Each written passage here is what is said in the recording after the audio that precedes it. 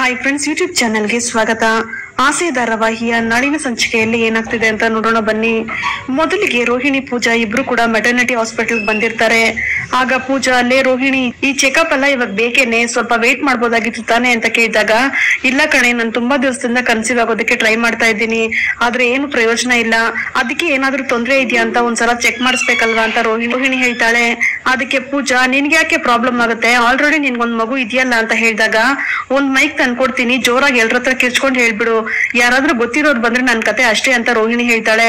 ಆಗ ಪೂಜಾ, ಈ ಆಸ್ಪತ್ರೆಗೆ ಯಾರೇ ಬರ್ತಾರೆ ಅಂತ ಕೇಳಿದಾಗ, ಲೇಟ್ ಆಗ್ತಾ ಆಗ್ತಾ ನನ್ಗೆ ತೊಂದರೆಗಳು ಜಾಸ್ತಿ ಆಗ್ತಾ ಇದೆ ಕಣೆ, ಆದಷ್ಟು ಬೇಗ ನಾನು ಕನ್ಸೀವ್ ಆಗ್ಲೇಬೇಕು, ಮೊದ್ಲು ಡಾಕ್ಟರ್ ಹತ್ರ ಹೋಗಿ ನನ್ಗೆ ಏನಾದ್ರೂ ಪ್ರಾಬ್ಲಮ್ ಇದೆಯಾ ಅಂತ ಚೆಕ್ ಮಾಡಿಸ್ಬೇಕು, ಬಾ ಹೋಗೋಣ ಇಬ್ರು ಅಂತ ಹೇಳಿ ಇಬ್ರು ಡಾಕ್ಟರ್ ಹತ್ರ ಹೋಗ್ತಾರೆ. ರೋಹಿಣಿ ಮತ್ತೆ ಪೂಜಾ ಆ ಕಡೆ ಹೋಗ್ತಿದ್ದಂಗೆ ಕನಕ ಮತ್ತೆ ಮೀನಾ ಇಬ್ರು ಕೂಡ ಅದೇ ಹಾಸ್ಪಿಟಲ್ ಬರ್ತಾರೆ. ಇದೇ ಹಾಸ್ಪಿಟಲ್ ಅಲ್ವೇನೆ ಕನಕ ಅಂತ ಮೀನಾ ಕೇಳಿದಾಗ, ಹೌದಕ್ಕ ಇದೇನೆ, ಅಕೌಂಟ್ಸ್ ಕೆಲಸ ಖಾಲಿ ಇದೆ ಅಂತ ಹೇಳಿದ್ರು, ಅದು ಅಲ್ಲದೆ ಇವತ್ತೇ ಇಂಟರ್ವ್ಯೂ ಅಂತ ಬೇರೆ ಹೇಳಿದಾರಕ್ಕ, ಅದಕ್ಕೆ ಬಂದಿರೋದು ಅಂತ ಕನಕ ಹೇಳಿದಾಗ, ಕೆಲ್ಸ ಸಿಗುತ್ತೆ ತಾನೆ ಅಂತ ಮೀನಾ ಕೇಳ್ತಾಳೆ.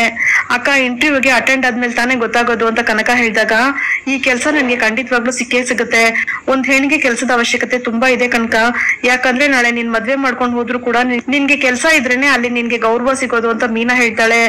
ಆಗ ಕನಕ, ನೋಡ್ತಿದ್ದೀನಲ್ಲ ಅಕ್ಕ, ನಿಮ್ ಮನೇಲಿ ನಡೀತಿರೋದು ಎಲ್ಲದನ್ನು ನನ್ಗೂ ಅರ್ಥ ಆಗುತ್ತೆ ಅಂತ ಹೇಳಿ ರಿಸೆಪ್ಷನಿಸ್ಟ್ ಹತ್ರ ಹೋಗಿ, ಮ್ಯಾಮ್ ಅಕೌಂಟೆಂಟ್ ಜಾಬ್ ಖಾಲಿ ಇದೆ ಅಂತ ಅಪ್ಲಿಕೇಶನ್ ಹಾಕಿದ್ದೆ, ಇವತ್ತೇ ಇಂಟರ್ವ್ಯೂ ಅಂತ ಹೇಳಿದ್ರು, ಅದಕ್ಕೆ ಬಂದಿದ್ದೀನಿ ಅಂತ ಕನಕ ಹೇಳಿದಾಗ, ಫಸ್ಟ್ ರೂಮ್ಗೆ ಹೋಗಿ ಅಂತ ರಿಸೆಪ್ಷನಿಸ್ಟ್ ಹೇಳ್ತಾರೆ. ಸರಿ ಅಕ್ಕ, ನಾನು ಹೋಗಿ ಅಟೆಂಡ್ ಮಾಡಿ ಬರ್ತೀನಿ, ನೀನ್ ಇಲ್ಲೇ ಕೂತ್ಕೊಂಡಿರು ಅಂತ ಕನಕ ಹೇಳಿ ಹೋಗ್ತಾಳೆ.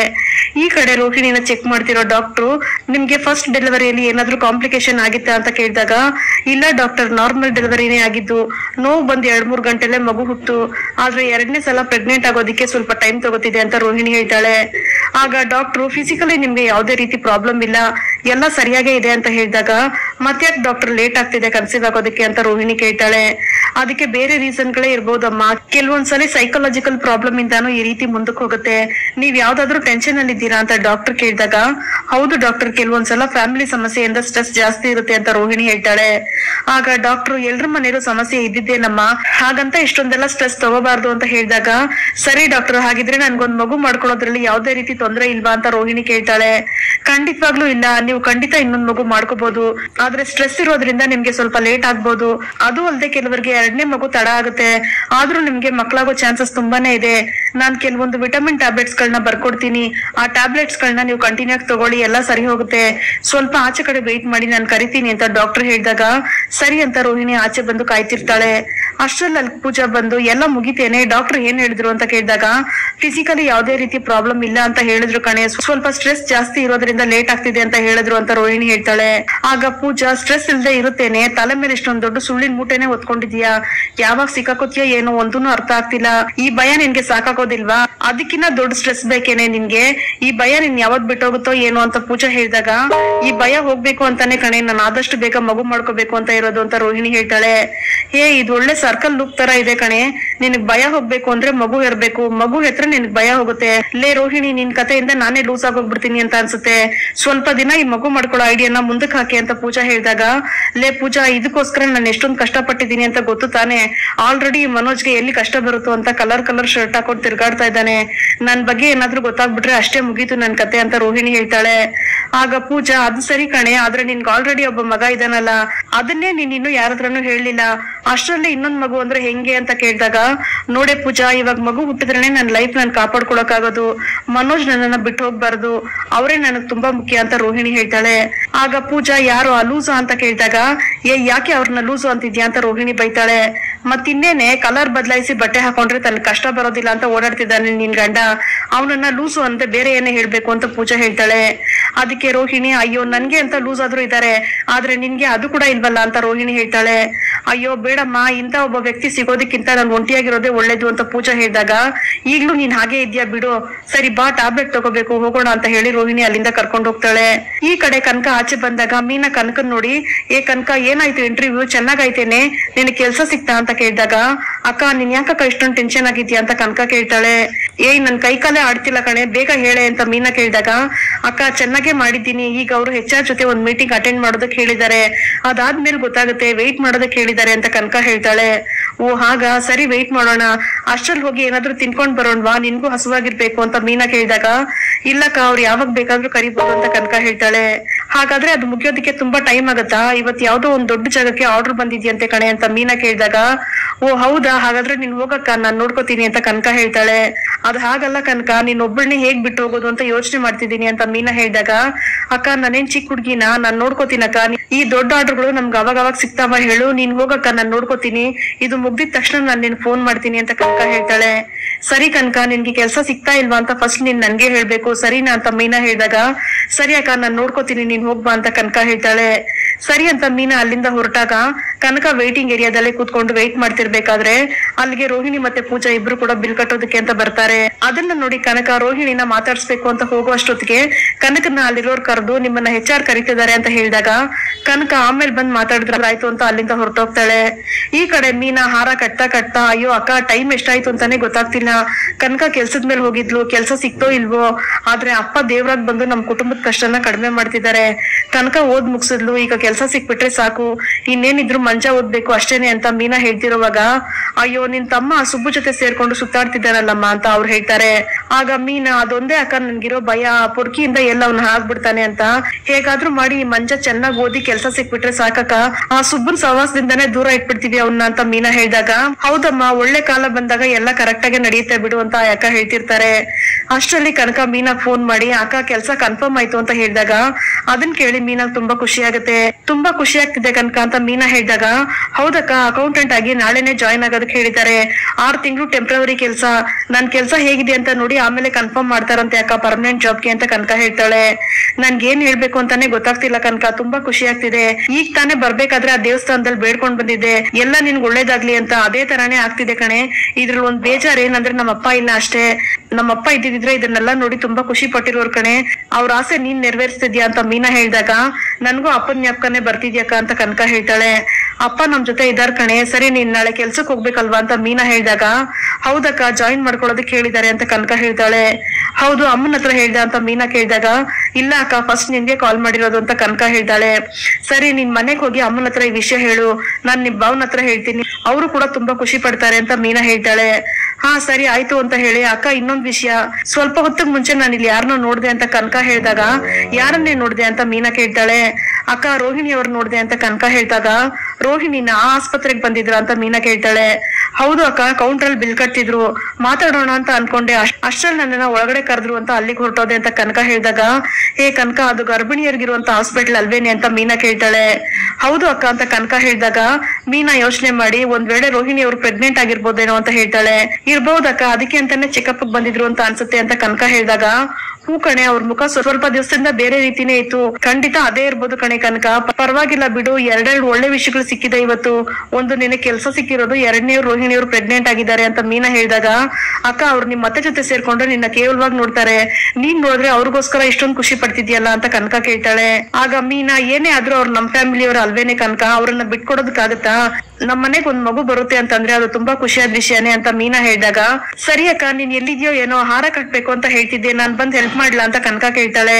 ಆಗ ಮೀನಾ, ಅದೆಲ್ಲ ಏನು ಬೇಡ, ನಿನ್ ಕೆಲ್ಸ ಸಿಕ್ಕಿದೆ ಅಲ್ವಾ, ಇನ್ಮೇಲೆ ನೀನ್ ಅದ್ರ ಬಗ್ಗೆ ಮಾತ್ರ ಚಿಂತೆ ಮಾಡು, ಸರಿ ನೀನ್ ಹೋಗಿ ಅಮ್ಮನ ಹತ್ರ ಹೇಳು, ಖುಷಿ ಪಡ್ತಾರೆ ಅಂತ ಹೇಳಿ ಮೀನಾ ಕಾಲ್ ಕಟ್ ಮಾಡ್ತಾಳೆ. ಈ ಕಡೆ ಮೀನಾ ಮನೇಲಿ ಕೇಸರಿ ಬಾತ್ ಮಾಡ್ತಿರ್ತಾಳೆ. ಅಲ್ಲಿಗೆ ಸೂರ್ಯ ಬಂದು, ಏನೇ ಮೀನಾ ಇದು ಕೇಸರಿ ಬಾತ್ ಎಲ್ಲ ಮಾಡ್ತಿದ್ಯಾ ಅಂತ ಕೇಳಿದಾಗ, ಹೂ ರೀ ಟೇಸ್ಟ್ ಮಾಡಿ ನೋಡಿ ಹೇಗಿದೆ ಅಂತ ಹೇಳಿ ಮೀನಾ ಸ್ವಲ್ಪ ಟೇಸ್ಟ್ ಮಾಡೋದಕ್ಕೆ ಸೂರ್ಯನ್ ಕೊಟ್ಟಾಗ, ಆಹಾ ಸೂಪರ್ ಆಗಿದೆ ಕಣೆ, ತುಪ್ಪ ಸಕ್ಕರೆ ಎಲ್ಲ ಕರೆಕ್ಟ್ ಆಗಿದೆ ಕಣಮ್ಮ ಅಂತ ಸೂರ್ಯ ಹೇಳ್ತಾನೆ. ನಂತರ ಹೌದು ದಿಢೀರ್ ಅಂತ ಏನು ಕೇಸರಿ ಬಾತ್ ಎಲ್ಲ ಮಾಡಿದ್ಯಾ ಅಂತ ಸೂರ್ಯ ಹೇಳ್ತಾ, ಓ ಅರ್ಥ ಆಯ್ತು, ಕನಕನ್ಗೆ ಕೆಲ್ಸ ಸಿಕ್ತಲ್ವಾ ಅದಕ್ಕೆ ಮಾಡಿದ್ಯಾ ಅಂತ ಸೂರ್ಯ ಕೇಳ್ತಾನೆ. ಅದು ಇದೆ ರೀ ಅಂತ ಮೀನಾ ಹೇಳಿದಾಗ, ಅದು ಅಂದ್ರೆ ಏನೇ, ಅದ್ರ ಜೊತೆ ಬೇರೆ ಏನಿದೆ ಅಂತ ಸೂರ್ಯ ಕೇಳ್ತಾನೆ. ರೀ ಇನ್ನೊಂದ್ ವಿಷಯ ಇದೆ ರೀ, ಆದ್ರೆ ಅದನ್ನ ಕನ್ಫರ್ಮ್ ಮಾಡ್ಕೋಬೇಕು ಅಂತ ಮೀನಾ ಹೇಳಿದಾಗ, ಇನ್ನೊಂದ್ ವಿಷಯನ, ಏನೇ ಅದು ಮೀನಾ ಅಂತ ಸೂರ್ಯ ಕೇಳ್ತಾನೆ. ಏನ್ರಿ ನೀವು ಯಾವಾಗ ನೋಡಿದ್ರು ಎಲ್ಲದಕ್ಕೂ ಅರ್ಜೆಂಟು, ಸ್ವಲ್ಪ ಹೋಗಿ ಆಚೆ ಕಾಯಿರಿ, ನಾನ್ ಎಲ್ರು ಬಂದ್ಮೇಲೆ ಹೇಳ್ತೀನಿ ಅಂತ ಮೀನಾ ಹೇಳ್ತಾಳೆ. ಹೌದು ಏನಾದ್ರೂ ಸ್ಪೆಷಲ್ ವಿಷಯನೇನೆ ಅಂತ ಸೂರ್ಯ ಕೇಳಿದಾಗ, ರೀ ನೀವ್ ಆಚೆ ಹೋಗ್ರಿ, ನಾನು ಆಮೇಲೆ ಬಂದ್ ಹೇಳ್ತೀನಿ ಅಂತ ಮೀನಾ ಸೂರ್ಯನ ಆಚೆ ಕಳಿಸ್ತಾಳೆ.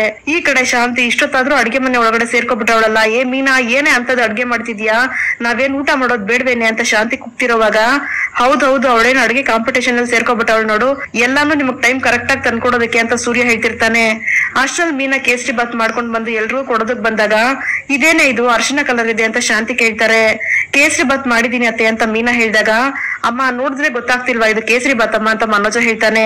ಆಗ ಸೂರ್ಯ ಊಟ ಮಾಡೋ ವಿಷಯ ಅಂದ್ರೆ ಸಾಕು ಕರೆಕ್ಟ್ ಆಗಿ ಹೇಳ್ಬಿಡ್ತಾನೆ ಏನೇ ಆದ್ರೂನು ಅಂತ ಹೇಳಿದಾಗ, ಹೌದು ಏನ್ ಇವತ್ತು ವಿಶೇಷವಾಗಿ ಕೇಸರಿ ಬಾತ್ ಎಲ್ಲ ಮಾಡಿದ್ಯಾ ಅಂತ ಶಾಂತಿ ಕೇಳ್ತಾರೆ.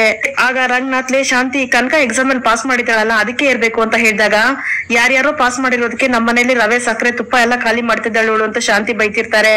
ಅಮ್ಮ ಅದಷ್ಟೇ ಅಲ್ಲಮ್ಮ, ಇದ್ರಲ್ಲಿ ದ್ರಾಕ್ಷಿ ಗೋಡಂಬಿ ಕೂಡ ಇದೆ ಅಂತ ಮನೋಜ ಹೇಳಿದಾಗ, ಈ ಕೇಸರಿ ಬಾತು ಅಂದ್ಮೇಲೆ ಅದೆಲ್ಲ ಇದ್ದೇ ಇರುತ್ತೆ ಅಲ್ವೇನೋ ಅಂತ ರವಿ ಹೇಳ್ತಾನೆ. ಆಗ ಶಾಂತಿ ಯಾಕೆ ಇವಾಗ ರೋಡಲ್ಲಿ ಹೋಗೋರ್ಗೆಲ್ಲ ಈ ರೀತಿ ಮಾಡಿಡ್ತಿದ್ಯಾ ಅಂತ ಕೇಳಿದಾಗ, ಶಾಂತಿ ನಿನ್ ಬಾಯಲ್ಲಿ ಒಳ್ಳೆ ಮಾತೆ ಬರೋದಿಲ್ವೇನೆ, ಕನಕ ಏನ್ ಬೇರೆ ಇವಳ, ನಮ್ಮನೆ ಮಗಳ ತರ ತಾನೆ, ಕನಕ ಇವಾಗ ಚೆನ್ನಾಗಿ ಓದಿ ಪಾಸ್ ಮಾಡಿದಾಳೆ ಅದಕ್ಕೆ ಸ್ವೀಟ್ ಮಾಡಿದಾಳೆ ಏನ್ ಇವಾಗ ಅಂತ ರಂಗನಾಥ್ ಅವ್ರು ಕೇಳ್ತಾರೆ. ಆಗ ಮೀನಾ, ಮವ ನಾನು ಅದಕ್ ಮಾತ್ರ ಮಾಡಿಲ್ಲ ಮವ, ರೋಹಿಣಿ ಅವ್ರಿಗೋಸ್ಕರನು ಮಾಡಿದೀನಿ ಅಂತ ಮೀನಾ ಹೇಳಿದಾಗ, ಆಗ ಎಲ್ರು ಶಾಕ್ ಆಗಿ ರೋಹಿಣಿನ ನೋಡ್ತಿರ್ತಾರೆ. ಆಗ ರೋಹಿಣಿ, ನನ್ಗೋಸ್ಕರನ ಮೀನಾ ಅವ್ರೆ ಏನ್ ಹೇಳ್ತಿದ್ದೀರಾ ಅಂತ ಕೇಳಿದಾಗ, ಹೌದು ರೋಹಿಣಿ ಅವ್ರೆ ನಿಮ್ ಜೀವನದಲ್ಲಿ ಒಳ್ಳೆ ವಿಷಯ ಆಗಿದೆಯಲ್ಲ ಅದಕ್ಕೆ ಅಂತ ಮೀನಾ ಹೇಳ್ತಾಳೆ. ಆಗ ಸೂರ್ಯ, ಅಲ್ಲೇ ಮೀನಾ ಈ ಪೆಂಗಿನ್ ಯಾವಾಗ ಈ ಪೌಡ್ರ್ ಮದ್ವೆ ಆದ್ಲು ಅವತ್ತಿಗೆ ಪೌಡ್ರಮ್ಮನ್ ಜೀವನದಿಂದ ಎಲ್ಲ ಒಳ್ಳೆ ವಿಷಯನು ಜೂಟಾಗೋಯ್ತು ಕಣೆ ಅಂದಾಗ, ರಂಗನಾಥ್ ಇರೋ ಸೂರ್ಯ ಯಾಕೋ ಅಂತ ಹೇಳಿ, ರೋಹಿಣಿ ಏನಮ್ಮ ಒಳ್ಳೆ ವಿಷಯ ಅಂತ ಕೇಳ್ತಾರೆ. ಆಗ ಶಾಂತಿ, ಅಲ್ಲಮ್ಮ ರೋಹಿಣಿ ಏನೇ ಒಳ್ಳೆ ವಿಷಯ ಇದ್ರು ಕೂಡ ನನ್ನ ಹತ್ರ ತಾನೇ ಮೊದ್ಲು ಹೇಳ್ತಿದ್ದೆ, ಏನಮ್ಮ ಅದು ಒಳ್ಳೆ ವಿಷಯ ಅಂತ ಕೇಳಿದಾಗ, ಅತ್ತೆ ಅದೇನು ಅಂತ ನನ್ಗೂ ಗೊತ್ತಿಲ್ಲ ಅಂತ ಹೇಳಿ, ಮೀನಾ ಅವ್ರೆ ನೀವ್ ಯಾವ್ದ್ರ ಬಗ್ಗೆ ಮಾತಾಡ್ತಿದ್ದೀರಾ ಅಂತ ಕೇಳ್ತಾಳೆ ರೋಹಿಣಿ.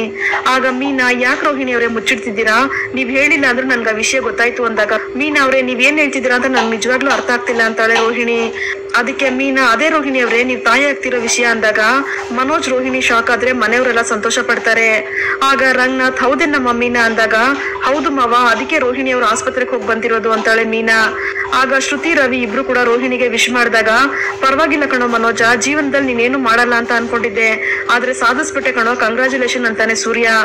ಆಗ ಶಾಂತಿ ರೋಹಿಣಿನ ಗುರಾಯಿಸ್ತಾ, ಏನಮ್ಮ ರೋಹಿಣಿ ಇದು, ಮೀನಾ ಹೇಳಿ ನಾನ್ ತಿಳ್ಕೊಬೇಕಾಯ್ದಲ್ಲ, ಇದನ್ನ ಮೊದ್ಲು ನನ್ನ ಹತ್ರ ತಾನೇ ಹೇಳ್ಬೇಕಾಗಿತ್ತು ಅಂದಾಗ ರೋಹಿಣಿ, ಇಲ್ಲ ಅತ್ತೆ ಅದು ಹಾಗಲ್ಲ ಅಂತ ಹೇಳ್ತಿರ್ತಾಳೆ. ಆಗ ಮೀನಾ, ಇನ್ನು ಯಾಕೆ ರೋಹಿಣಿ ಅವರೇ ಮುಚ್ಚಿಡ್ತಿದ್ದೀರಾ, ನನ್ಗೆಲ್ಲ ಗೊತ್ತಾಯ್ತು, ನೀವು ಮಕ್ಕಳ ಆಸ್ಪತ್ರೆಗೆ ಹೋಗಿದ್ರಿ ತಾನೆ ಅಂದಾಗ ರೋಹಿಣಿ, ಹೌದು ಹೋಗಿದ್ದೆ, ಆದ್ರೆ ಅದಕ್ಕೂ ಇದಕ್ಕೂ ಏನ್ ಸಂಬಂಧ ಅಂತ ಕೇಳ್ತಾಳೆ. ಆಗ ಶ್ರುತಿ, ಮೆಟರ್ನಿಟಿ ಹಾಸ್ಪಿಟಲ್ಗೆ ಇನ್ನೇನಕ್ಕೆ ಹೋಗ್ತಾರೆ, ಕನ್ಫರ್ಮ್ ಮಾಡ್ಕೊಳ್ಳೋದಕ್ಕೆ ತಾನೆ ಅಂದಾಗ ಶಾಂತಿ, ರೋಹಿಣಿ ಈ ಹಂತಕ್ಕೆ ಹೋಗಿದೆ ಆದ್ರೆ ನನ್ನ ಹತ್ರ ಒಂದ್ ಮಾತು ಹೇಳಿಲ್ಲ ನೋಡ್ ನೀನು ಅಂತ ಹೇಳಿ, ಮನೋಜ ನೀನ್ ಯಾಕೋ ಹೇಳಿಲ್ಲ ನನ್ನ ಹತ್ರ ಅಂತ ಗದರ್ತಿರ್ತಾರೆ. ಆಗ ಮನೋಜ, ಅಮ್ಮ ನನ್ಗೆ ಹೇಳಿಲ್ಲಮ್ಮ ಈ ರೋಹಿಣಿ ಅಂದಾಗ ರವಿ, ಏನೋ ಮನೋಜ ನಿನ್ಗೂ ಹೇಳ್ದೆ ಅದಕ್ಕೆ ಸಸ್ಪೆನ್ಸ್ ಆಗಿ ಇಟ್ಟಿದ್ರ ಅಂತ ಕೇಳ್ತಾನೆ. ಆಗ ಮತ್ತೆ ಶಾಂತಿ, ಏನಮ್ಮ ರೋಹಿಣಿ ಈ ದಿನಕ್ಕೋಸ್ಕರ ನಾನು ಎಷ್ಟು ದಿವಸದಿಂದ ಕಾಯ್ತಿದ್ದೆ ಗೊತ್ತಾ, ನೀನ್ ನನ್ನ ಹತ್ರ ತಾನೇ ಮೊದ್ಲು ಹೇಳ್ಬೇಕಾಗಿತ್ತು, ಈಗ ಆ ಸಂತೋಷನೇ ನನ್ಗೆ ಅನುಭವಿಸೋದಕ್ ಆಗ್ತಿಲ್ಲ ಅಂತ ಕೋಪ ಮಾಡ್ಕೊಂಡಾಗ ರೋಹಿಣಿ, ಇಲ್ಲ ಅತ್ತೆ ನಾನೇ ಕನ್ಫ್ಯೂಷನ್ ಅಲ್ಲಿ ಇದ್ದೀನಿ ಅಂತಾಳೆ. ಆಗ ರಂಗನಾಥ್, ಅಲ್ಲಮ್ಮ ರೋಹಿಣಿ ಇದನ್ನ ಎಲ್ಲರ ಹತ್ರ ಹೇಳ್ಬೋದಾಗಿತ್ತಾನೆ, ನಮ್ಮ ಅಮ್ಮನ ಗೊತ್ತಾಗಿದ್ರೆ ಎಷ್ಟೊಂದು ಸಂತೋಷ ಪಟ್ಟಿರೋರು ಗೊತ್ತಾ ಅಂತ ಹೇಳಿ, ಸೂರ್ಯ ಅಮ್ಮನ ಫೋನ್ ಮಾಡು ಅಂತಾರೆ. ಆಗ ರೋಹಿಣಿ, ಮವ ಒಂದ್ ನಿಮಿಷ ತಡೀರಿ ಅಂತ ಹೇಳಿ, ನಾನ್ ಪ್ರೆಗ್ನೆಂಟೇ ಆಗಿಲ್ಲ ಅಂತಾಳೆ. ಆಗ ಮೀನಾ, ರೋಹಿಣಿ ಅವ್ರೆ ಇನ್ನೂ ಯಾಕೆ ಮುಚ್ಚಿಡ್ತಿದ್ದೀರಾ, ಆಸ್ಪತ್ರೆಗೆಲ್ಲ ಹೋಗಿದ್ರಿ ತಾನೆ ಅಂತ ಕೇಳಿದಾಗ, ಆಸ್ಪತ್ರೆಗೆ ಹೋದ್ರೆ ಪ್ರೆಗ್ನೆಂಟ್ ಅಂತ ಅರ್ಥನಾ, ಆಸ್ಪತ್ರೆಗೆ 1000 ಜನ ಬರ್ತಾರೆ, ಹಾಗಾದ್ರೆ ಅವರೆಲ್ಲ ಪ್ರೆಗ್ನೆಂಟ್ ಆಗೇ ಇರ್ತಾರ ಅಂತ ರೋಹಿಣಿ ಕೋಪ ಮಾಡ್ಕೊಂಡು ಹೇಳ್ತಾಳೆ. ಅಲ್ಲ ರೋಹಿಣಿ ಅವ್ರೆ ಮೆಟರ್ನಿಟಿ ಹಾಸ್ಪಿಟಲ್ಗೆ ಇನ್ನೇನ್ ಹೋಗಿದ್ರಿ ಅಂತ ಶ್ರುತಿ ಕೇಳಿದಾಗ, ಜನರಲ್ ಚೆಕಪ್ ಹೋಗಿದ್ದೆ ಇನ್ಯಾವುದಕ್ಕೂ ಅಲ್ಲ ಅಂತ ರೋಹಿಣಿ ಹೇಳ್ತಾಳೆ. ಆಗ ಶಾಂತಿ, ಜನರಲ್ ಚೆಕಪ್ ಅದ್ಯಾಕಮ್ಮ ನಿನ್ಗೆ ಅಂತ ಕೇಳಿದಾಗ, ಏನಿಲ್ಲ ಅತ್ತೆ ಮದ್ವೆ ಆಗಿ 1 ವರ್ಷ ಆಯ್ತಲ್ಲ, ನಾನಿನ್ನೂ ಕನ್ಸೀವ್ ಆಗಿರ್ಲಿಲ್ಲ ಅಂತ ಡಾಕ್ಟರ್ನ ಕನ್ಸಲ್ಟ್ ಮಾಡೋದಕ್ ಹೋಗಿದ್ದೆ ಅಷ್ಟೇ, ಮೀನಾ ಹೇಳಿದ ಹಾಗೆ ಕನ್ಫರ್ಮ್ ಮಾಡ್ಕೊಳ್ಳೋದಕ್ ಹೋಗಿರ್ಲಿಲ್ಲ, ಇದು ಗುಡ್ ನ್ಯೂಸ್ ಅಲ್ಲ ಫೇಕ್ ನ್ಯೂಸ್ ಅಷ್ಟೇ ಅಂತ ಹೇಳಿ, ಅಲ್ಲ ಮೀನಾ ನಿಮ್ಗೆ ನೀವೇ ಯಾಕೆ ಏನೇನೋ ಕಲ್ಪನೆ ಮಾಡ್ಕೋತೀರಾ ಅಂದಾಗ, ಇಲ್ಲ ರೋಹಿಣಿ ನೀವ್ ಆಸ್ಪತ್ರೆಗೆ ಹೋಗಿದ್ರಿ ಅಂತ ಗೊತ್ತಾಯ್ತು ಅದಕ್ಕೆ ಅಂತ ಮೀನಾ ಹೇಳ್ತಾಳೆ. ಆಗ ರೋಹಿಣಿ, ಅದಕ್ಕೆ ಅಂತ ಹೀಗ ಮಾಡೋದು, ನನ್ನ ಹತ್ರ ಒಂದ್ ಮಾತು ಕೇಳ್ಬೇಕಾಗಿತ್ತು ತಾನೆ, ಈಗ ಎಲ್ರು ಮುಂದೆ ಹೇಳಿ ನಿರಾಸೆ ಆಗೋ ತರ ಮಾಡಿದ್ರಲ್ಲ, ಈಗ ನೋಡಿ ಅತ್ತೆ ನಾನೇ ವಿಷಯ ಮುಚ್ಚಿಟ್ಟೆ ಅಂತ ನನ್ ಮೇಲೆ ಕೋಪ ಮಾಡ್ಕೋತಿದ್ದಾರೆ, ಯಾಕೆ ಮೀನಾ ಅವ್ರೆ ಹೀಗೆಲ್ಲ ಮಾಡ್ತಿದ್ದೀರಾ ಅಂತ ರೋಹಿಣಿ ಬೈತಾಳೆ.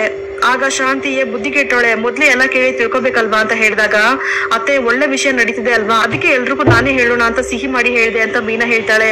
ಆಗ ರಂಗನಾಥ್ಲೆ, ಶಾಂತಿ ಬಿಡೆ ಈಗೇನೋ ಗೊತ್ತಿಲ್ದೆ ಹೇಳ್ಬಿಟ್ಲು ಅಂತ ಹೇಳಿದಾಗ, ಏನ್ರಿ ಅದು ಗೊತ್ತಿಲ್ದೆ ಹೇಳೋದು, ಇವಳಿಗೇನ್ ತಲೆ ಕೆಟ್ಟೋಗಿದ್ಯಾ, ಪದೇ ಪದೇ ಬೇರೆಯವ್ರ ವಿಷಯದಲ್ಲಿ ಯಾಕ್ರಿ ಮೂಗ್ ತುರ್ಸ್ಕೊಂಡು ಹೋಗ್ತಾಳೆ, ನಿನ್ ಪಾಡಕ್ ಸುಮ್ನೆ ಇರೋದಕ್ ಆಗಲ್ವೇನೆ ಅಂತ ಶಾಂತಿ ಬೈತಾರೆ. ಏನೋ ಗೊತ್ತಿಲ್ಲದೆ ಹೇಳ್ಬಿಟ್ರೆ ಅದಕ್ಕೆ ಅಂತ ಬೇರೆ ವಿಷಯದಲ್ಲಿ ಮೂಗ್ ತೋರಿಸ್ಬೇಡ ಅಂತ ಬೈಯೋದ ಅಂತ ಸೂರ್ಯ ಕೇಳಿದಾಗ, ಮೀನಾ ಅವ್ರೆ ನಾನು ಹಾಸ್ಪಿಟಲ್ಗೆ ಹೋಗಿದ್ದೆ ಅಂತ ನಿಮ್ಗೆ ಯಾರು ಹೇಳಿದ್ದು ಅಂತ ರೋಹಿಣಿ ಕೇಳ್ತಾಳೆ. ಆಗ ಮೀನಾ ಅದೇ ಆಸ್ಪತ್ರೆಯಲ್ಲೇ ರೋಹಿಣಿ ಕನಕನ್ ಕೆಲಸ ಸಿಕ್ಕಿರೋದು ಅಂತ ಹೇಳಿದಾಗ ಅದನ್ನ ಕೇಳಿ ರೋಹಿಣಿಗೆ ತುಂಬಾನೇ ಶಾಕ್ ಆಗುತ್ತೆ. ಹಾಗಾದ್ರೆ ಅವಳಿಗೆ ಕೆಲಸ ಬೇರೆ ಸಿಕ್ಬಿಡ್ತಾ ಅಂತ ಶಾಂತಿ ಕೇಳಿದಾಗ, ಅವಳಿಗೇನ್ ಕಡಿಮೆ ಆಗಿದೆ, ಯಾಕೆ ಕೆಲಸ ಸಿಕ್ಬಾರ್ದು, ಅವಳು ಫಸ್ಟ್ ಕ್ಲಾಸ್ ಅಲ್ಲಿ ಪಾಸ್ ಮಾಡಿದಾಳೆ ಅಂತ ಸೂರ್ಯ ಹೇಳ್ತಾನೆ. ಆಗ ಮತ್ತೆ ರೋಹಿಣಿ, ಮೀನಾ ಅವ್ರೆ ಇನ್ಮೇಲೆ ನೀವು ನನ್ನ ಪರ್ಸನಲ್ ವಿಷಯದಲ್ಲೆಲ್ಲ ತಲೆ ಹಾಕ್ಬೇಡಿ, ಎಲ್ಲದಕ್ಕೂ ಒಂದ್ ಬೌಂಡ್ರಿ ಅಂತ ಇದೆ, ಅದನ್ನ ಮನಸ್ಸಲ್ಲಿ ಇಟ್ಕೊಳ್ಳಿ ಅಂತ ಹೇಳಿ ರೋಹಿಣಿ ಅಲ್ಲಿಂದ ಹೋಗ್ತಾಳೆ. ರೋಹಿಣಿ ಊಟ ಮಾಡ್ಕೊಂಡು ಹೋಗ್ಬಾರಮ್ಮ ಅಂತ ಶಾಂತಿ ಕರೆದಾಗ, ನನ್ಗೇನು ಬೇಡ ಆತೆ ಅಂತ ಹೇಳಿ ರೋಹಿಣಿ ಕೋಪ ಮಾಡ್ಕೊಂಡು ಅಲ್ಲಿಂದ ಹೊರಟೋಗ್ತಾಳೆ. ಆಗ ಸೂರ್ಯ ಏನೋ ದೊಡ್ಡದ ಕ್ರಿಕೆಟ್ ಬೌಂಡ್ರಿ ಹಾಕೊಂಡ್ಬಿಟ್ಟಿದ್ದಾರೆ ಅಂತ ಅನ್ಸುತ್ತೆ, ಒಳಗಡೆ ಬರ್ಬೇಡ ಹೊರಗಡೆ ಬರ್ಬೇಡ ಅಂತ ಹೇಳೋದ್ರು. ನಡಿಯ ಮೀನಾ ಇದಕ್ಕೆಲ್ಲ ತಲೆ ಕೆಡ್ಸ್ಕೋಬೇಡ ಅಂತ ಸೂರ್ಯ ಹೇಳ್ತಾನೆ. ಆಗ ರಂಗನಾಥ್, ಬಿಡಮ್ಮ ಮೀನಾ ನೀನ್ ಸಂತೋಷ ಪಡೋ ವಿಷಯ ಅಂತ ಹೇಳಿ ಎಲ್ರಿಗೂ ಹೇಳ್ದೆ, ಅದ್ರಲ್ಲಿ ತಪ್ಪೇನಿದೆ ಅಂತ ಹೇಳಿದಾಗ ಶಾಂತಿ ಮನೋಜ್ ಇಬ್ರು ಅಲ್ಲಿಂದ ಕೋಪ ಮಾಡ್ಕೊಂಡು ಎದ್ದೋಗ್ತಾರೆ. ಇಲ್ಲಿಗೆ ಈ ಸಂಚಿಕೆ ವಿಡಿಯೋ ಮುಕ್ತಾಯವಾಗುತ್ತದೆ. ಈ ವಿಡಿಯೋ ನಿಮ್ಗೆ ಇಷ್ಟ ಆಗಿದ್ರೆ ಪ್ಲೀಸ್ ಲೈಕ್ ಮಾಡಿ, ಸಬ್ಸ್ಕ್ರೈಬ್ ಮಾಡಿ. Thank you.